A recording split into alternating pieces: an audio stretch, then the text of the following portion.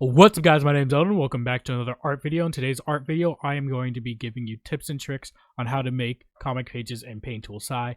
Hopefully you find this helpful. If you do, don't forget to like, comment, subscribe. Let's start the video.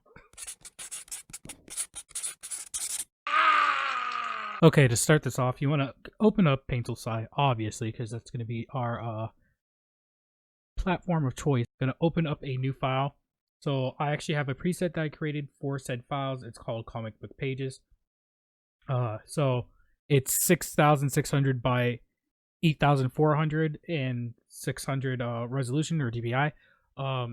This is actually because when I would do physical pages, I actually would do 11 by 17, 11 by 14. I would do 11 by 14 pages, and then that resolution of 600, when I would scan it in, it would create files this large. So when I just started doing it digitally, I would just make the files this large, and then you can always compress them, make them smaller, so that the actual file is going to fit whatever measurements it needs for the individual platform that you're uploading it to, or however you want to create it. So with that said, you can use these measurements. You could go 11 by 14, whatever, however resolution you want. You just want it to be a little bit elongated like paper.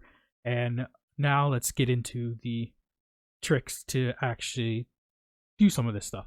So personally, I have a preset actually that I created. Again, when I did physical pages, I would go in an inch border all the way around, and then I would start making my boxes from inside there. So this is an inch border all the way around, just about give or take like a couple smidges. But for me, I actually wrong button. I actually will copy and paste this, and then on this new page I can start doing like the other lines and stuff like that. So I'll take this tool. This is Paint Tool Sci 2, so this tool is in here. I use about 30 width, and then you could start making boxes inside of it. Just make sure it's on the a different layer than the black box lines, because you don't want to have to like go through and edit it like that. And you can do stuff like this. Just create your own box lines, and then you have a template for whatever page you want to create. If you don't want to do it this way, there is another way to do it. Actually use the selection tool. So the selection tool, you actually just create a box that you want. Make sure it's about even all the way around. You can eyeball it, or if you don't care, it doesn't really matter. Then you're going to take the deselect tool. You're still going to use this line over here. So that button up there, you're going to still use this. And then you're going to select the deselect tool. So this tool right here, that deselect stuff. You're going to select that, and then you're going to go through. Wrong size. You need to do it the proper size. So I will change like sizes depending on what I want and how much spacing I want. So you're going to go through and actually deselect areas that you want to deselect. That went a little bit too far. Just make sure it doesn't like bleed into the other pieces of it.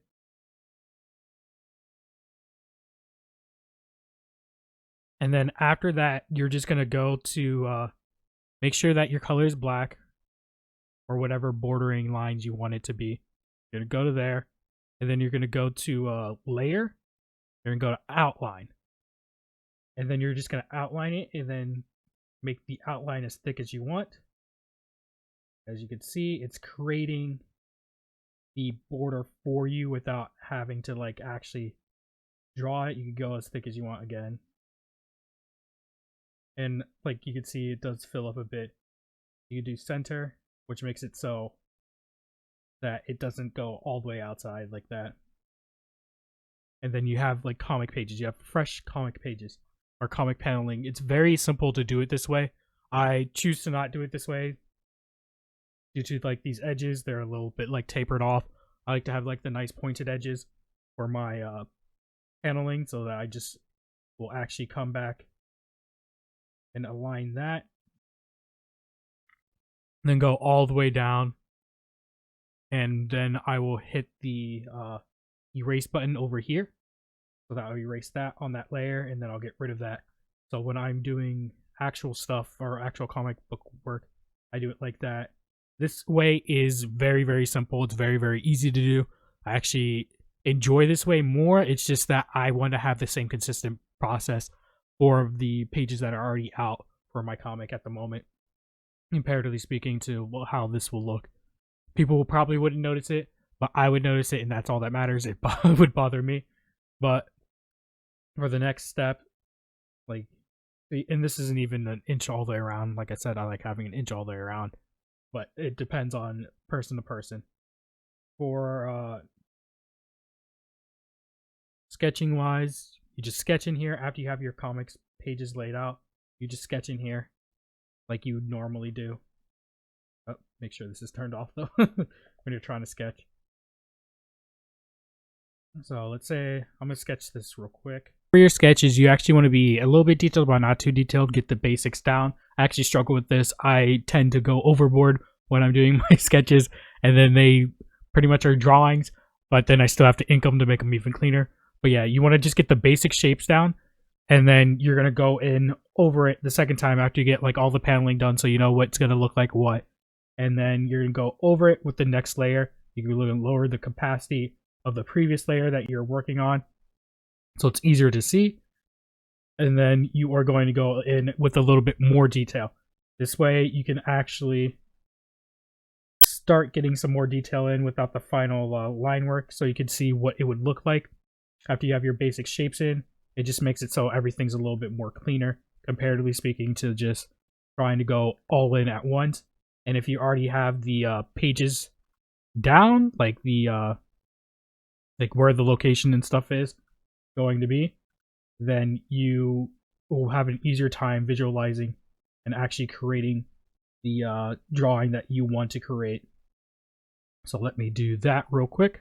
All right, now that you have the sketch done, you're going to make another layer. So this layer was just to get more detail. It's still a sketch.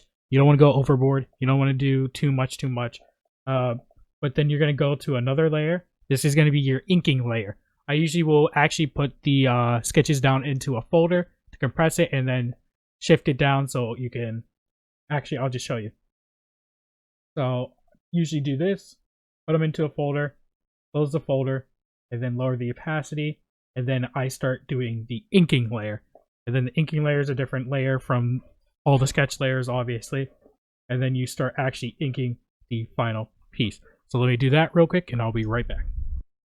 Okay, so after you do the line art, you actually want to start toning and stuff like that. If you really want to tone, if you're coloring, you're going to add color to it, but you want to do it in a layer underneath the current line art. You don't want to do it where it is actually going to be on the same layer, because that would be stupid and erase the work that you currently did.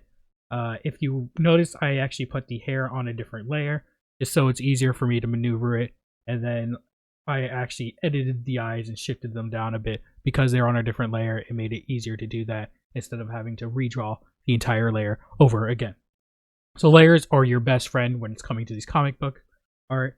And as you can see, it went from sketch to this, which is good. You don't need to have high detail in your sketch. I tend to overdo it when I personally sketch at times, and then I put way too much detail than what is needed, but it is a good guideline to actually have whilst you're actually focusing on the sketch. But now let's say that you want to add tones to it. So like I said, you want to create a new layer, and then you're going to get their grays and stuff like that. I already have an assortment of grays and stuff. So I am actually going to just jump right into it. I'm going to take this brown, this gray brown that I label as brown. It's just a gray that I am going to use for his hair. Oop, wrong layer. So I actually like going in and coloring it all in manually. You can use the selector tool to actually color these things in. The selector tool will leave some gaps and stuff though, so you will have to go in and with the pen anyways to alleviate those gaps. Doing it this way, it just, I don't know, it just feels more like I'm coloring, and I enjoy that.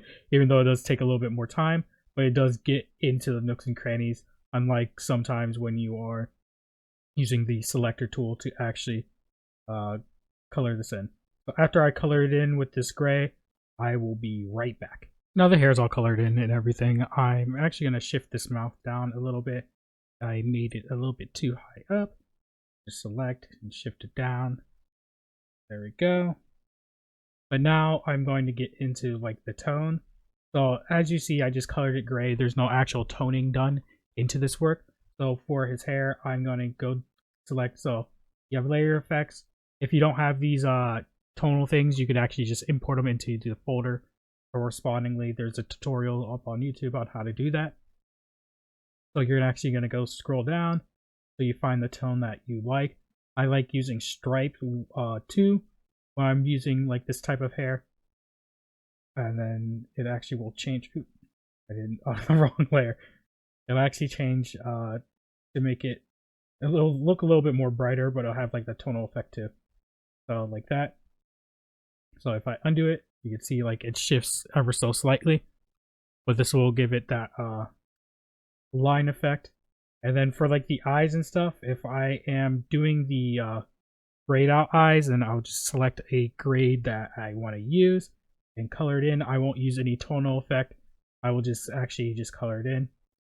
But what I've been doing currently, I've been actually doing like colored eyes. So I would just color the eyes in and then leave everything else. If they are white or have a lighter skin tone, I don't shade in their skin or anything like that. I just let it rock essentially, because it's just easier and it saves time realistically. Let's say you want to have like some type of like background for him too. You just go up here, select the background. I actually want to merge these two so it's easier. Select the background. You're going to create a new layer. And then I like doing the gradients. What the hell? What the heck? So if you do the gradients, I usually do it like this. And then you have like a nice background to it. Let's say you want to make them look kind of maniacal. You go create a new layer. Again, layers are your best friend. You're going to go in with like a airbrush. And we are going to make it so it looks like he has like this aura around him. I'm actually going to go in and then edit it a bit. I'm going to make it so he looks like he's not really evil per se, but he's like scowling at someone. Alright, and then I'm going to go in and actually select areas that I don't want to be covered in with the line, so it makes it easier to do. So do it like this, just go around the eyes. Make sure they're not going to be part of the overall selection.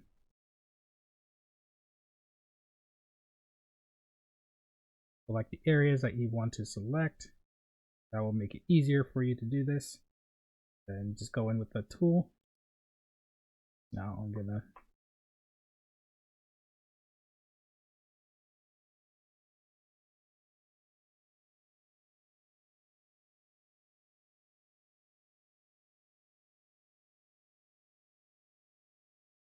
that way it makes it so it's easy to get like nice clean straight lines going down, and that it doesn't like overflow into areas that it shouldn't overflow into.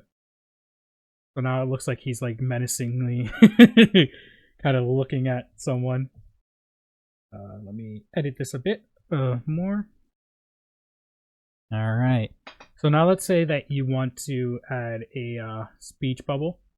So do it like this. So if you want to add a speech bubble, again, you want to create a new layer. I usually use a different color than what I do to like ink my sketches and stuff like that.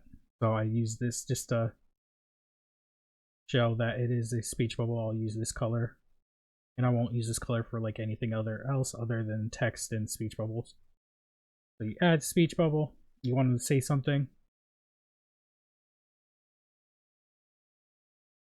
Well, you do that, so you get the basic shape of the speech bubble. Now you know what size and everything that you want it to be.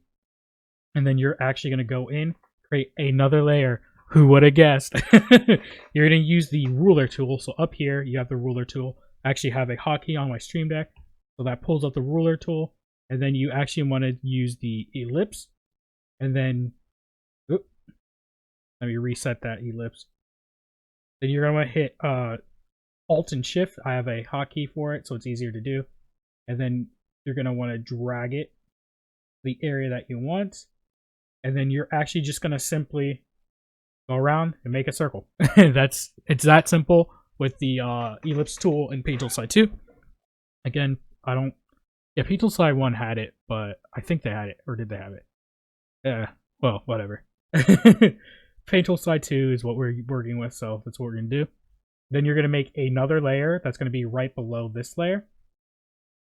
You're going to get rid of the ruler, and then you're going to actually just freehand, or at least I just freehand it. Freehand your like little bubble width thing. And then you're going to go back. You're going to erase the extra that you don't need. Select the inside of this. And then you could just do it like this. And add white to it. So create another layer. Add white behind it. And then just shift it up over what you already had. So it looks something like that. Again, you would want to plan like this paneling out. You wouldn't necessarily do it this way all the time, but you can do it. Let's say you want to have it coming out of the actual thing. You could do that too. And it could be like, fuck you, Karen, or some shit like that. So you could do something like this. When you're doing text, you actually want to have it more centered in the bubble so it's easier to read. Sometimes my text does expand a bit, but I try centering it as much as I can so it's easily able to read. I actually do not use the text feature inside of Paint Tool Slide 2. I use another text feature in a different program, Affinity Designer. But you can use text in this program. You just select the text button. So right over here, there's the text button. You just select that, and then you can type. And then you just use the enter button to like actually shift it down and stuff. So you do that. You also could change the size of the font you want. As you can see, like right down here, you could change the size of the font, or you could just rasterize it and then just change it accordingly. Changing the size of the font will actually make it look better. Rasterizing it can cause issues when you are like scaling the font up and down. So it's just pick your poison, essentially, like how you want it to look. And that's really it, to be completely honest. That's how I create like comics and stuff. Again, I don't usually use text in here. I use it in different programming, but you can use text in this program if you really wanted to. But yeah, hopefully this video was somewhat helpful to you on how to like actually make comics, paneling, tips on how to like actually sketch it out and then do your final on a different layer. Make sure you're doing a couple layers every single time. Layer everything differently, so other than your line art, like your coloring and stuff like that, so you can edit it accordingly. If something's out of cue or stuff like that, it's easy to just go back and edit it. Thank you guys for watching. Don't forget to like, comment, subscribe if you enjoyed this video. Please check out my gaming channel. I've been posting every other day on there. I've been having fun. I will continue to be posting on there too when I'm not over on here. If you want to follow me in my other art posts, go and follow my Instagram or my other social media. They'll be linked down below. Again, thank you guys for watching, and I'll see you later. Peace. Bye-bye.